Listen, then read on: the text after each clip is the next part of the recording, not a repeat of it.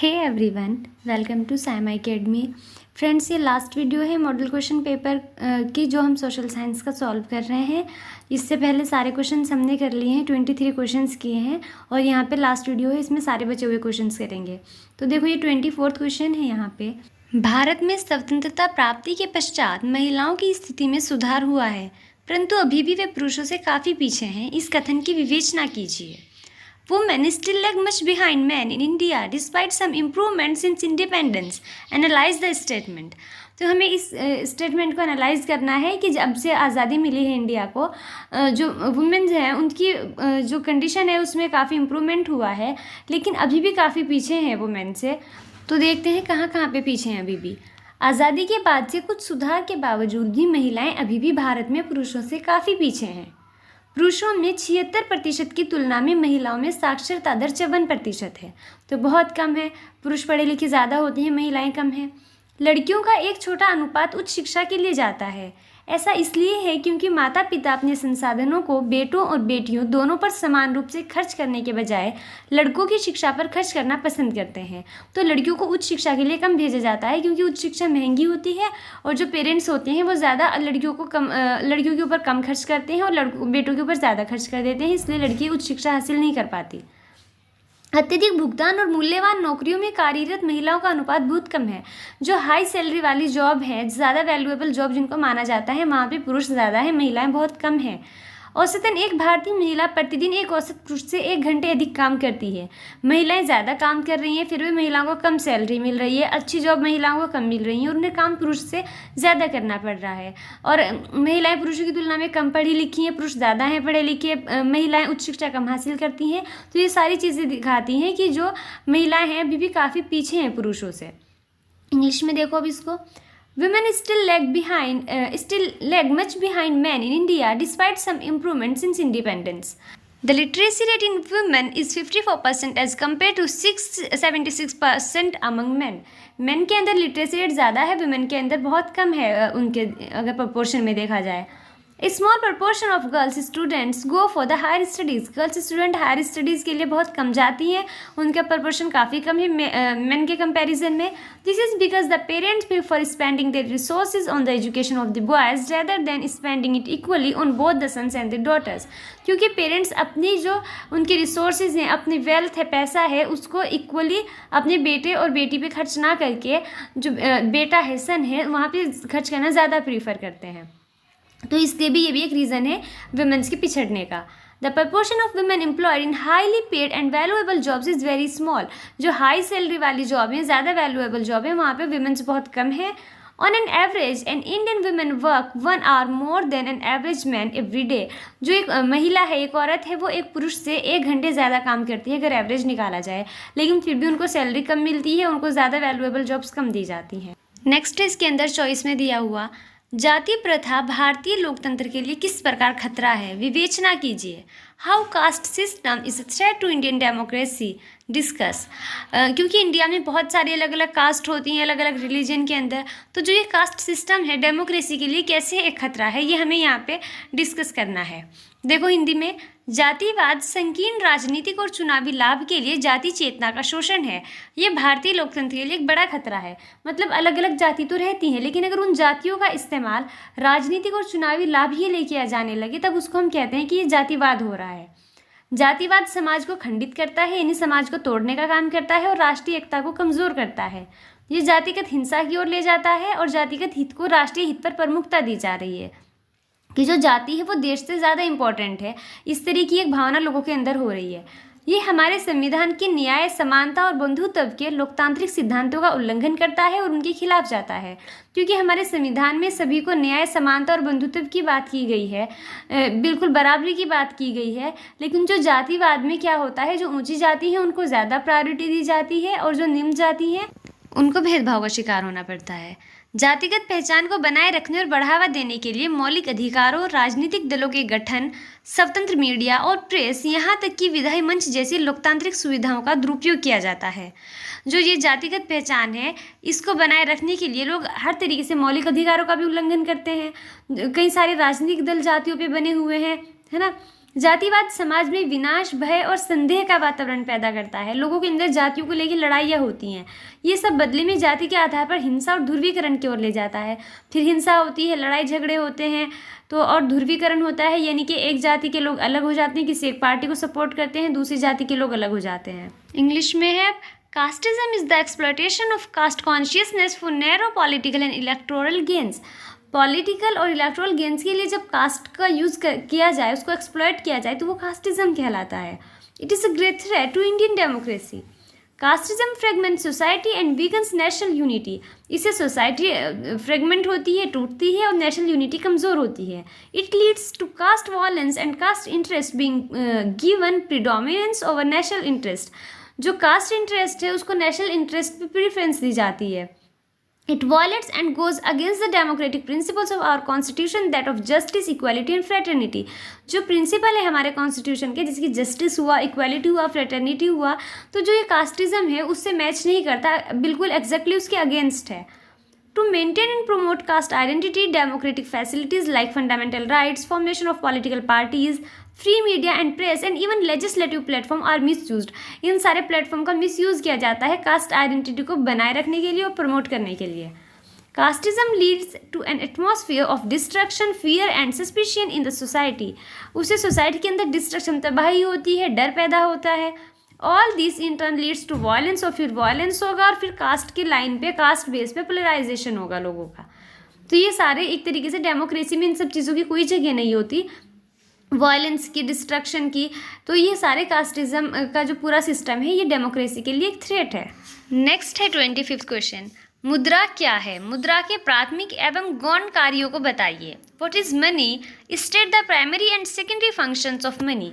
तो पहले इसको हिंदी में देखेंगे, ये थोड़ा लॉन्ग सा हो जाएगा क्वेश्चन, क्योंकि इसके अंदर पहले मुद्रा भी पूछा है, फिर उसके फंक्शंस भी पूछे, कार्य भी पूछे, प्राथमिक भी और वो गौण भी, पर सिंपल है, ज़्यादा हार्ड नहीं है। तो देखो, मुद्रा कोई भी वह वस्तु जिसे सामान्य स्वीकृति हो, वह वस्तु विनिमय का माध्यम हो, मूल्य माप तथा मूल्य संचय का कार्य करती हो, उसे हम मुद्रा कहेंगे। यानी कि जो पैसा है, मुद्रा है, मनी हम किसको कहेंगे? कोई भी ऐसी चीज़ जिसके बदले में हम चीज़ें ले दे सकें, जिसको हम स्टोर करके कह सकें कि हाँ मेरे पास इतना धन है। तो इस तरह की कोई भी वस्तु जिसको सारे सामान्य स्वीकृति हो, हर कोई एक्सेप्ट करे, उसी को मुद्रा कहा जाएगा। तो मुद्रा के काम क्या है? मुद्रा के कार्य दो होते हैं, एक प्राथमिक कार्य और एक गौण कार्य, जिनको प्राथमिक कार्य प्राइमरी फंक्शंस और गौण कार्य सेकेंडरी फंक्शंस।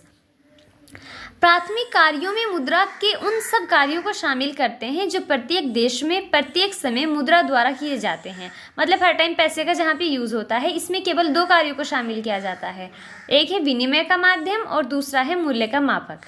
विनिमय का माध्यम क्या है? देखो, विनिमय के माध्यम का अर्थ होता है कि मुद्रा द्वारा कोई भी व्यक्ति अपनी वस्तुओं को बेचता है तथा उसके स्थान में दूसरी वस्तुओं को खरीदता है। मुद्रा क्रय तथा विक्रय दोनों को बहुत आसान बना देती है। पैसे लेके आप चीज़ें खरीदो और पैसे दे के अपना सामान उसको दे दो, तो हम क्रय विक्रय दोनों काम कर सकते हैं मुद्रा से। इसको कहेंगे विनिमय का माध्यम, ये काम है मुद्रा का। नेक्स्ट क्या है? मूल्य का मापक। मुद्रा के द्वारा हम वस्तुओं तथा सेवाओं के मूल्यों को माप सकते हैं। यानी कि कोई चीज़ की वैल्यू कितनी है, उसका मूल्य कितना है, वो पैसे से नापेंगे कि कितने रुपये का है। बहुत समय पहले जब वस्तु विनिमय प्रणाली होती थी, उसमें वस्तुओं के मूल्यों को मापने में बहुत कठिनाई होती थी।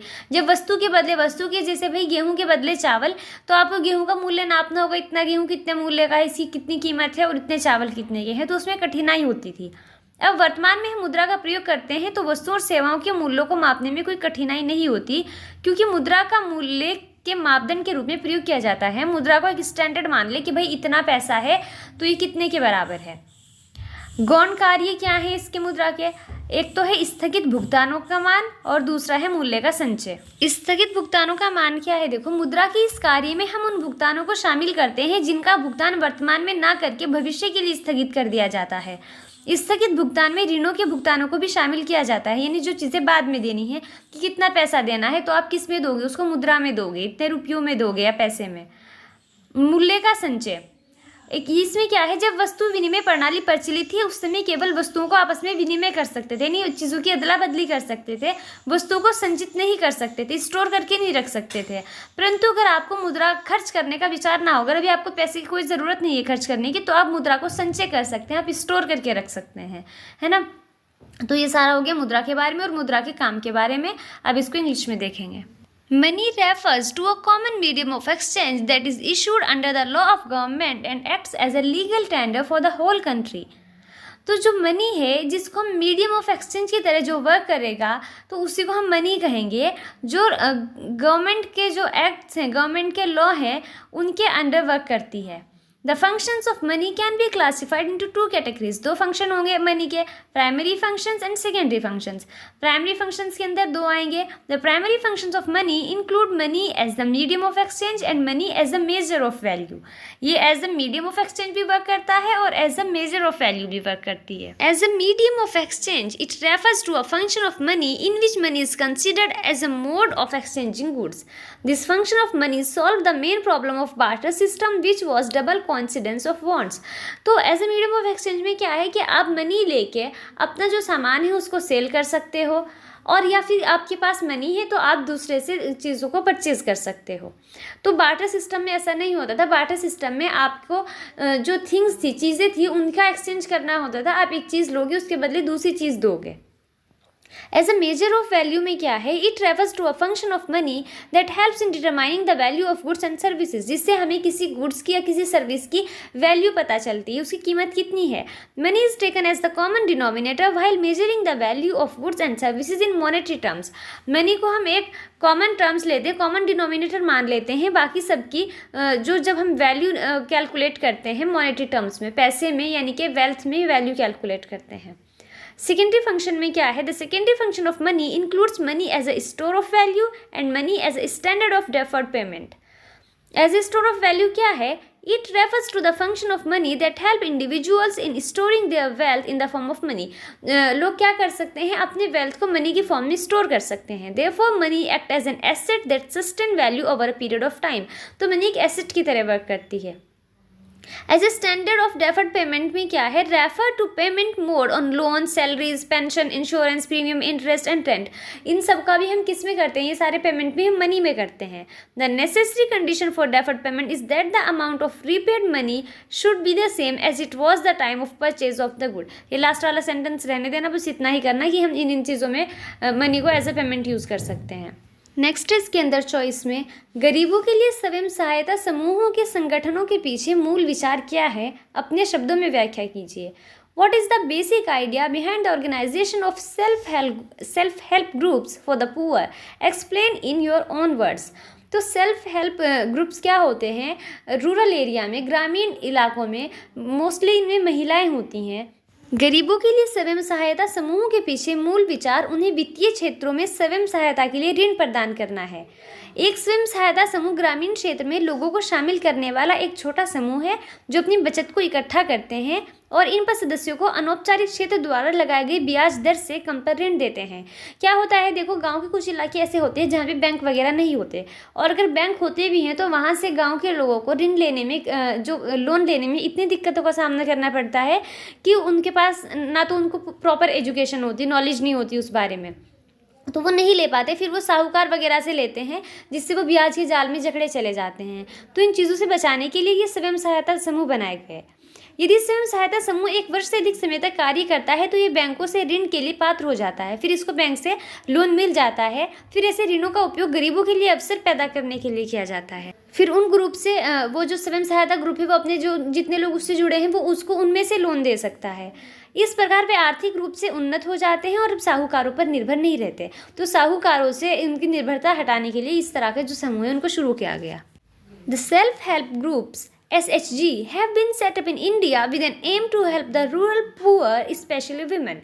ये जो रूरल पुअर हैं, गांव के इलाके में रहने वाले गरीब लोग हैं, स्पेशली जो विमेन हैं, उनके लिए शुरू किया गया। A typical self-help group comprises 15 to 20 people from the same neighborhood who save some money from their daily wages and collect them together.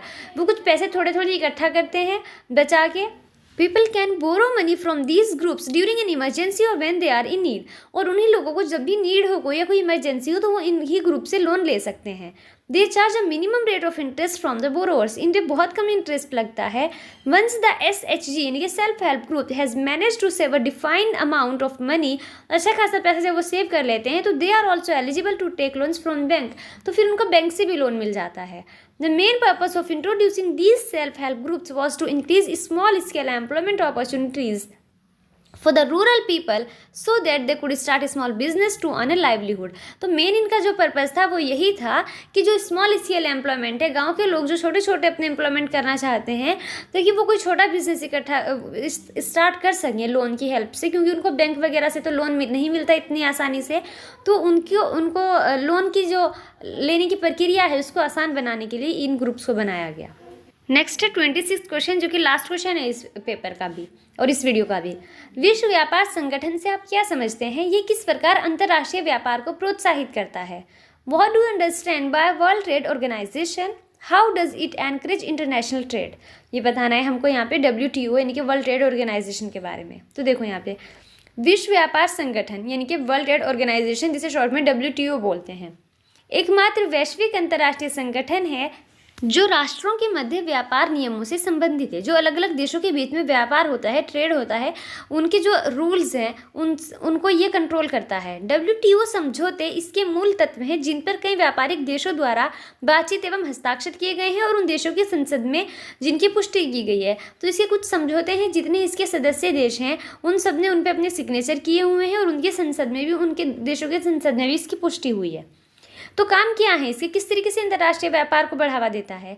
ये टैरिफ और गैर टैरिफ बाधाओं को दूर करके अंतर्राष्ट्रीय व्यापार की सुविधा प्रदान करता है। टैरिफ और गैर टैरिफ बाधाएं होती हैं, कुछ टैक्स लगते हैं इंपोर्ट और एक्सपोर्ट पे, आयात और निर्यात पे लगने वाले जो टैक्स हैं।